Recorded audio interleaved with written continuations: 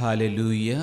Hallelujah. Praise the Lord. Praise the Lord. Hallelujah. Hallelujah. Praise the Lord. Praise the Lord. Hallelujah. Hallelujah. Praise the Lord. Praise the Lord. యేసువా వందనం. యేసువా వందనం. యేసువా స్తోత్రం. యేసువా స్తోత్రం. తండ్రి వందనం. తండ్రి వందనం. తండ్రి స్తోత్రం. తండ్రి స్తోత్రం. ఆత్మదేవా వందనం.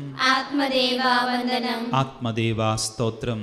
ఆత్మదేవా స్తోత్రం. త్రియేక దేవా వందనం. త్రియేక దేవా వందనం. త్రియేక దేవా స్తోత్రం. త్రియేక దేవా స్తోత్రం. మంచి కాపరి వందనం. మంచి కాపరి వందనం. మంచి కాపరి స్తోత్రం. మంచి కాపరి స్తోత్రం. Hallelujah. Hallelujah. Hallelujah. Hallelujah. Praise the Lord. Praise the Lord. Praise the Lord. Praise the Lord. Praise the Lord. Praise the Lord.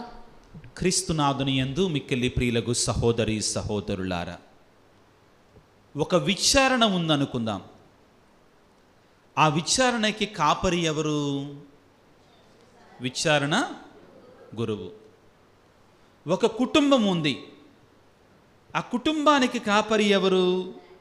తండ్రి లేక తల్లి. ఒక కాన్వెంట్ ఉందనుకుందాం. ఆ కాన్వెంట్కి కాపరి ఎవరు? పెద్దమ్మగారు. ఓకే. అలాగానే ఒక స్కూల్ ఉందనుకుందాం. ఆ స్కూలు కాపరి ఎవరు? పెద్ద కాపరి ఎవరు? Head master. కాబట్టి మనం ఈ కాపరి అనే పదాన్ని జాగ్రత్తగా అర్థం చేసుకోవాలి. మనందరం కాపరులమే. మనందరం కాపరులమే.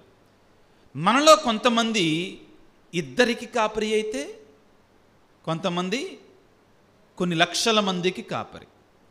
భారతదేశానికి కాపరి ఎవరు? భారతదేశానికి కాపరి ఎవరు? నరేంద్ర మోడీ. డౌట్ ఎందుకు ఇంక అక్కడ? Yeah, we all have elected him. Okay. Yeah. ఆంధ్రప్రదేశ్కి ప్రస్తుతం ఎవరు కాపరి? చంద్రబాబు నాయుడు. అంటే ప్రియులారా, ఈ కాపరి అనే పదాన్ని మనం జాగ్రత్తగా అర్థం చేసుకోవాలి. ఏమిటి కాపరి అంటే? కొంతమంది మీద దేవుడు అధికారాన్ని ఇచ్చి వారి బాగోగులు చూసుకోమంటాడు. అర్థమైందా? కానీ ఇక్కడ మనం గుర్తుంచుకోవాల్సింది ఏంటంటే, దేవుడు అనాది కాలము నుండి బైబిల్ గ్రంథములో తనను తాను ఒక కాపరిగా, మామూలు కాపరి కాదు, మంచి కాపరిగా పోల్చుకుంటాడు. ఎటువంటి కాపరిగా? మంచి కాపరిగా ఉన్నాడు అంటే ఇంకొక కాపరి కూడా ఉంటాడు. దాని అర్థం ఏంటి? ఆ చెడ్డ కాపరి కూడా ఉన్నాడని అర్థం. Yes, when I say I am good, there is also someone who is bad. Good and bad coexist all the time. కాబట్టి ప్రియులారా, దేవుడు తనను తాను మంచి కాపరిగా పోల్చుకుంటున్నాడు. కారణం ఏంటంటే, చెడ్డ కాపరులు ఉన్నారు కాబట్టి. ఆయనే నిజమైన కాపరి, మనందరిని కూడా చూసుకునే కాపరి, మనందరిని కూడా నడిపించే కాపరి. ఒక గ్రామములో గొర్రెల గోపన్న అనేటువంటి వ్యక్తి ఉన్నాడు. పేరేంటండి? గొర్రెల గోపన్న. అతని పేరు గోపన్న. కానీ దానికి ఆయనకి గొర్రెల గోపన్న ఎందుకు పెట్టాడో, దానికి కొన్ని గొర్రెలు ఉన్నాయి కాబట్టి. తన గొర్రెలంటే చాలా ప్రేమ. కొన్నే ఉన్నాయి, ఎక్కువ లేవు. పేదవాడే, కొన్ని గొర్రెలే ఉన్నాయి. అయితే ఆ గ్రామం ప్రక్కనే ఒక చిన్న అడవి ఉంది. అడవి. ఆ అడవిలోనికి వెళ్ళి ఈ గొర్రెల తోలుకొని వెళ్ళి ప్రతిరోజు కూడా గొర్రెలను మేపుకొని తృప్తిగా, సంతృప్తిగా మేపుకొని అవి నిండుగా తిన్నప్పుడు ఇతను చాలా సంతోషపడేవాడు, నిండుగా మేత దొరికినప్పుడు. అందుకని అప్పుడప్పుడు కొంచెం లోపలికి వెళ్ళేవాడు తోలుకొని గొర్రెలని, మంచి మేత దొరుకుద్దని. అయితే ఆ ప్రక్కనే ఉన్న మేత కోసం, అడవి కోసం వెళ్ళాలి అంటే, అడవి దగ్గరికి వెళ్ళాలంటే మధ్యలో ఒక కర్రల వంతెన ఉంది. కర్రల బ్రిడ్జి. Okay, wooden bridge. ఒక బ్రిడ్జ్ ఉంది. ఎందుకంటే మధ్యలో ఒక పెద్ద కాలువ, చాలా లోతైనటువంటి కాలం ఉంది. కానీ ఆ కాలువ మీద ఉన్న వంతెన చాలా సన్నది అన్నమాట. చాలా సన్నగా ఉంటుంది. ఒక రోజున ఇలాగానే వెళ్ళాడు, గొర్రెలు తోలుకొని వెళ్ళాడు. సాయంత్రం 4 గంటల సమయంలో అతనికి కొంచెం భయంకరమైన శబ్దాలు వినపడటం ప్రారంభమయ్యాయి. అడవిలో ఏముంటాయి? పులులు ఉంటాయి, లేకపోతే క్రూర మృగాలు ఉంటాయి. ఏముంటాయి?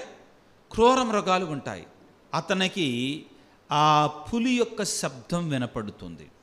అతను అనుకున్నాడు, నేను నా గొర్రెలని, నా ప్రియమైన గొర్రెలను ఇక్కడే ఉంచితే ఖచ్చితంగా శత్రువు వస్తాడు, నా గొర్రెలని చంపివేస్తాడు. అందుకని గొర్రెలని త్వరగా తోలటం ప్రారంభించాడు. మరొక వైపు నుండి ఈదురుగాలి, వర్షం రావటం ప్రారంభమైంది. ఇక త్వరగా గొర్రెలు తోలుకొని అక్కడ ఉన్నటువంటి కర్రల వంతెన దగ్గరికి తెచ్చాడు, చెక్కల వంతెన దగ్గరికి తెచ్చాడు. కానీ ఆ వంతెన చూడగానే తన గుండె గుబేలుమన్నది. ఆ గొర్రెల్ని పొమ్మని చెప్తుంటే పోటలేదు వంతెన మీదకి. కారణం ఏంటంటే ఆ వంతెన మీద ఉన్నటువంటి 2-3 చెక్కలు ఊడి కాలువలో పడిపోయాయి. ఆ కర్రల వంతెన కదా, ఆ వంతెన మీద ఉన్నటువంటి 2-3 చెక్కలు ఏమయ్యాయి? ఊడి కాలువలో పడిపోయాయి. అక్కడ గ్యాప్ ఉందన్నమాట. గొర్రెలు ఎక్కువ దూరం దూకలేవండి, కొంచెం దూరమే దూకుతాయి. కాబట్టి ఒక్క గొర్రె కూడా కదలట్లా. నెట్టాడు, కొట్టాడు, కదలట్లా. ఏంటని ముందుకు వచ్చి చూశాడు. చూసేసరికి ఆ వంతెన మీద ఉన్నటువంటి కర్రలు ఏమయ్యాయి? ఊడి ఆ లోతైన కాలువలో పడిపోయాయి. ఏం చెయ్యాలి? వెనక నుంచి పులి నిదానంగా వస్తూ ఉంది. ఆ శబ్దాలు వినపడుతున్నాయి. కాపాడాలంటే ఒకటే మార్గం, ఇవి వంతెన దాటితే చాలు, రక్షణ పొందినట్టే. కిందేమో పెద్ద కాలువ. ఏం చేశాడంటే తన దగ్గర ఉన్నటువంటి తాడు తీసుకొని తన కాళ్ళకు కట్టుకున్నాడు, ఒక పక్కన వంతెనకి. మరొక ప్రక్కన తన చేతులతో గట్టిగా వేలాడబడుకుంటా మధ్యలో వంతెనకి. అప్పుడు అన్నాడు, దా నా మీద నుంచి ఎక్కెళ్ళండి అని గొర్రెలని కేక వేశాడు. గొర్రెలు నడవటానికి ఇష్టం లేవు, తమకు ప్రియమైన కాపరి కదా, కాబట్టి వాటి మీద, ఆయన మీద నడిచి వెళ్ళటానికి తనకి ఇష్టం లేదు. మా కాపరిని మేము బాధ పెడతామేమో అని బాధపడుతుంటే గట్టిగా అరిశాడు, త్వరగా మీరు వంతెన ఎక్కి నా మీద నుండి తొక్కుకుంటూ ఆ దరికి వెళ్ళండి అని చెప్పాడు. చెప్పి మీరిప్పుడు వెళ్ళకపోతే శత్రువు వచ్చి మిమ్మల్ని ఏం చేస్తాడు? చంపి తినివేస్తాడు అని చెప్పాడు. గొర్రెలకి ఇష్టం లేకపోయినా కానీ అతని మీద నడుచుకుంటూ వెళ్ళాయి. 1 కాదు 2 కాదు 50 గొర్రెలు తన మీద నడిచి వెళ్ళేసరికి తన వీపంతా కూడా పచ్చడైపోయింది. తన వీపు, తన మీద ఉన్నటువంటి ఎముకలు ఇరిగిపోయాయి. చివరికి గొర్రెలన్నిటినీ కూడా తాను ఆ సింహము శత్రువు నుండి కాపాడగలిగాడు. కానీ తాను ఇంటికి వెళ్ళి చనిపోయాడు. తన గొర్రెలనైతే కాపాడాడు, కానీ తాను మాత్రం ఏమయ్యాడు? మరణించాడు. ఎవరు ఈ కాపరి అంటే సిలువ మీద మన కొరకై మరణించినటువంటి మంచి కాపరి. తన గొర్రెలమైన మనము సాతాను అనేటువంటి సింహము యొక్క కబంధ హస్తాలలో చిక్కుకొనకుండా ఉండడానికి సిలువ అనే వంతెన మీద, సిలువ అనే బ్రిడ్జ్ మీద తనను తాను బలిగా సమర్పించుకున్నటువంటి మంచి కాపరి మన యేసయ్య. Hallelujah, praise the Lord, praise the Lord, praise the Lord. అయితే ప్రియులకు దేవుని బిడ్డలారా, ఈ రోజున దేవుడు ఒక మాట అంటున్నాడు. మొదటి పట్టణాన్ని చాలా చక్కగా చదివారు, ఒకసారి చదువుకోవటానికి ప్రయత్నం చేద్దాం. ఇర్మియా గ్రంథము 23వ అధ్యాయము, ఇర్మియా గ్రంథము 23వ అధ్యాయము 1వ వచనము. ప్రభువు ప్రజలను చెల్లాచెదురు చేసి నాశనము చేయు రాజులు శాపగ్రస్తులు. ఏమంటున్నాడు దేవుడు? ఎవరైతే నా గొర్రెలని చెల్లాచెదురు చేస్తారో, నా గొర్రెలను మంచిగా కాపాడరో, ఎవరైతే వాటికి మంచి భోజనాన్ని పెట్టరో, వారు ఏ విధంగా అయిపోతారట? శాపగ్రస్తులైపోతారట. ఇక్కడ ఎవరి గురించి మాట్లాడుతున్నాడు ప్రభువు? ఇర్మియా గ్రంథము 23వ అధ్యాయం 1వ వచనములో దేవుడు ప్రియులారా తన యొక్క ఇశ్రాయేలు ప్రజలను కాపాడటానికి కొంతమంది రాజులను ఎన్నుకున్నాడు. ఎవరిని ఎన్నుకున్నాడు? రాజులు. ఎవరు? సౌలు రాజు, దావీదు రాజు,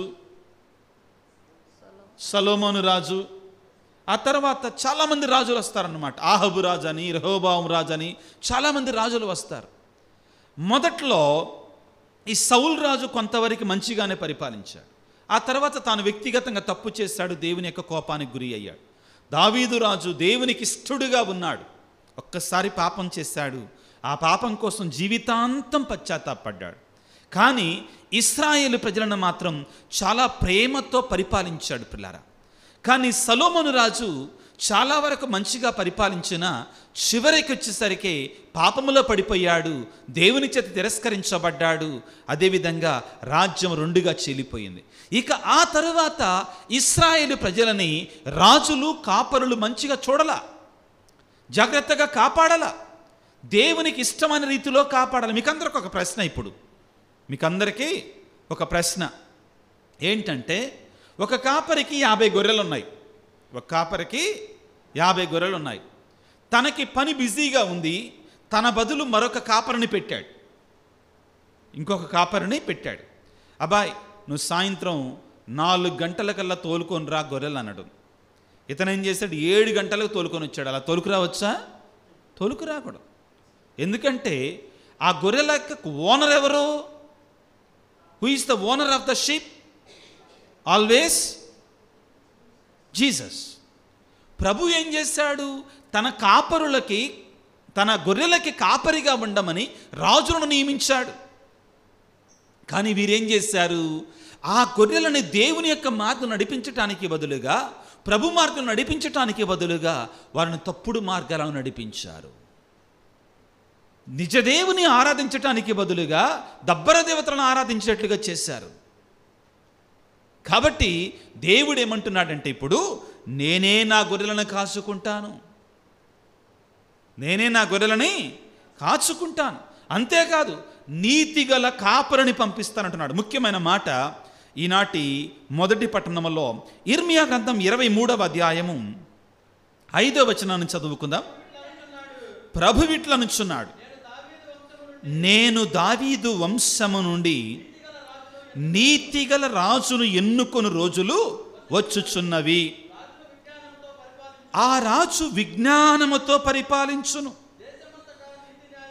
దేశమంతటా నీతి న్యాయము నెలకొల్పును, అతని పరిపాలన యూదా భద్రముగా జీవించును, ఇశ్రాయేలీయులు శాంతితో జీవిస్తారు. చూడండి, దేవుడు మనందరి నుండి కోరుకునేది ఏంటంటే, ప్రియులారా, శాంతిగా సమాధానముగా మనకున్నటువంటి గొర్రెలని కాపాడాలి, ప్రజలని కాపాడాలి. ఇది ప్రియులారా ఇప్పుడు అసలైన విషయానికి వద్దాం. ఏమిటి అంటే, మాకు ముందుగా వర్తిస్తుంది గురువులకి. ఎవరికండి? ఇప్పుడు ప్రభువు స్థానములో ఉండి దేవుని యొక్క పిల్లలు, దేవుని యొక్క గొర్రెలు అయినటువంటి విశ్వాసులందరూ నడిపించే బాధ్యత దేవుడు మాకు అప్పచెప్పాడు. ప్రతి గురువు కూడా, ప్రతి బోధకుడు కూడా దేవునికి ఇష్టమైన రీతిలో ప్రజలని కాపాడాలి, నడిపించాలి. దేవుని విశ్వసించినటువంటి దావీదు మహారాజు ఒక కీర్తన రాసుకున్నాడు. ఏమని రాసుకున్నాడు? 23వ అధ్యాయము కీర్తనల గ్రంథము 1వ వచనము నుండి 23వ అధ్యాయము కీర్తనల గ్రంథము 1వ వచనం. ప్రభువే నా కాపరి, ఇక ఏ కొదవయ్యు లేదు. ఎవరంటండి మన కాపరి? Who is our shepherd? Jesus is our shepherd. ప్రభువే నా కాపరి. ఆయన నా కాపరి అయినప్పుడు నాకు ఇంక ఏ కొదవ కూడా లేదు. దావీదు ఎంత సంతోషంగా ఉన్నాడో చూడండి. ఆయనే ఒక కాపరండి. దావీదు ఎట్లాంటి వాడు? ఏం పని చేసేవాడు? గొర్రెలు కాసేవాడు. దావీదు గొర్రెలు కాసేవాడు. గొర్రెలు కాసేవాడిని దేవుడు ఎన్నుకున్నాడు. ఆశ్చర్యం ఏంటంటే, దేవుడు చాలామందిని గొర్రెలు కాసేవాళ్ళనే ఎన్నుకున్నాడు. మోషే ఏం పని చేసేవాడు? గొర్రెలు కాస్తుంటే ఎన్నుకున్నాడండి. మండుచున్న పొద దగ్గర, డోంట్ వరీ, మండుచున్న పొద దగ్గర మోషే ఏం చేస్తున్నాడు? గొర్రెలు కాస్తుంటే ఎన్నుకున్నాడు మోషేని. ఎందుకంటే ఎవరైతే గొర్రెలను ప్రేమతో చూసుకుంటారో ప్రజలను కూడా అలాగనే చూసుకుంటారు. అందుకనే మోషేను గొర్రెలు కాస్తున్నప్పుడు ఎన్నుకున్నాడు, దావీదును గొర్రెలు కాసేటువంటి వాడిని ఎన్నుకున్నాడు. అదేవిధంగా చాలామంది ఉన్నారని గొర్రెలు కాసేటువంటి వారు ప్రవక్తలలో కూడా ఉన్నారు. ఇక్కడ అనుభవంతో చెప్తున్నాడు దావీదు, ఆయన ఒక గొర్రెల కాపరి. ఇప్పుడు ఏమంటున్నాడు? దేవుడేనా కాపరి అంటున్నాడు. అతను నన్ను పచ్చిక పట్టులలో విశ్రమింపచేయును, శాంతికరమైన జలముల యొద్దకు నన్ను నడిపించుకొని పోవును. ప్రియులకు దేవుని బిడ్డలారా, ఇక్కడ మనం గుర్తుంచుకోవాల్సింది ఏంటంటే అందరం కాపరులమే, అందరికీ దేవుడు బాధ్యతనిచ్చాడు. ఇక్కడ మీకు అందరికీ ఒక సత్యం చెప్పాలి. వార్తాపత్రికల వాళ్ళు కూడా కాపరులుగా ఉండాలి. ఎవరు? న్యూస్ పేపర్ వాళ్ళు కూడా they should also be good shepherd's. ఏం చేయాలి? వాళ్ళు ప్రజలకి ఉపయోగకరమైన వార్తలని ప్రచురించాలి. టీవీల వాళ్ళు కూడా కాపరులుగా ఉండాలి. దేవుడు వాళ్ళకు కూడా బాధ్యతను అప్పచెప్పాడు. ఏమిటి? ప్రజలకి మంచి చేయటానికి కావలసినటువంటి ఆయుధం అదనమాట. దేవుడు వాళ్ళకి బాధ్యతను అప్పచెప్పాడు. ఒక గురువుగా నేను కూడా మంచి కాపరిగా ఉండాలి. ఒక తల్లిగా, ఒక తండ్రిగా మంచి కాపరిగా ఉండాలి. ఒక సంఘములో అధిపతిగా, ఒక స్కూల్లో అధిపతిగా, ఒక టీచర్గా, లేకపోతే ఒక ఆసుపత్రిలో పనిచేస్తున్నటువంటి వారిగా మంచి కాపరులుగా ఉండాలి. ఎప్పుడైతే మనం మంచి కాపరులుగా ఉండమో దేవుడు ఏం చేస్తాడు? వారిని తిరస్కరిస్తాను అన్నాడు. ఆ రోజున లెక్క చెప్పుకోవాలి. ఇక్కడ 2 విషయాలు ఉన్నాయండి. ఏంటంటే, నేను నా వ్యక్తిగత జీవితానికి నేను responsible. I am responsible for my personal life, isn't it? I am responsible for my personal life. I am not only responsible for my personal life, but also am I responsible for the community that is entrusted to me. నేను నా వ్యక్తిగత జీవితాన్ని పవిత్రంగా ఉంచుకుంటేనే సరిపోదు. నేను గుడికి వెళ్తున్నా, ప్రార్థన చేస్తున్నా, జపమాల చెప్తున్నా, ఇది సరిపోదండి. బైబిల్ చదువుతున్నా సరిపోదండి. నేను ఇంకా ఏం చేయాలి? దేవుడు నాకు ఎవరినైతే అప్పచెప్పాడో, అర్థమవుతుందా, వాళ్ళని ప్రభు మార్గంలో నడిపించాలి. ప్రేమనటి తల్లులారా, తండ్రులారా, గురువులారా, బోధకులారా, ఉపాధ్యాయులారా, రాజకీయ నాయకులారా, మీరందరూ కాపరులే. ప్రభు అంటున్నాడు ఈ రోజున, మీరు మీ ధర్మాన్ని సరిగా నెరవేర్చకపోతే నేను మీకు తీర్పు చెబుతాను అంటున్నాడు. ఈ రోజున మనందరం ఆత్మ పరిశీలన చేసుకోవాలి. నేను ఎలాగా ఉన్నాను?